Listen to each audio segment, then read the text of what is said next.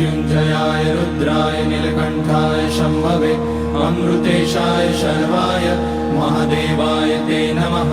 नमस्तेऽस्तु भगवन् विश्वेश्वराय महादेवाय त्र्यम्बकाय त्रिपुरान्तकाय त्रिकाग्निकालाय कालाग्निरुद्राय नीलकण्ठाय मृत्युञ्जयाय सर्वेश्वराय सदाशिवाय श्रीमान् महादेवाय नमः।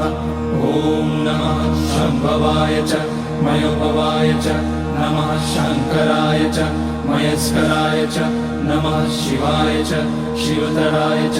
ॐ त्र्यम्बकं यजामहे सुगन्धिं पुष्टिवर्धनम् उर्वारुकमिव बन्धनान् मृत्योर्मुक्ष्यमामृतात्। नागेन्द्रहाराय त्रिलोचनाय भस्माङ्गराय महेश्वराय नित्याय शुद्धाय दिगम्बराय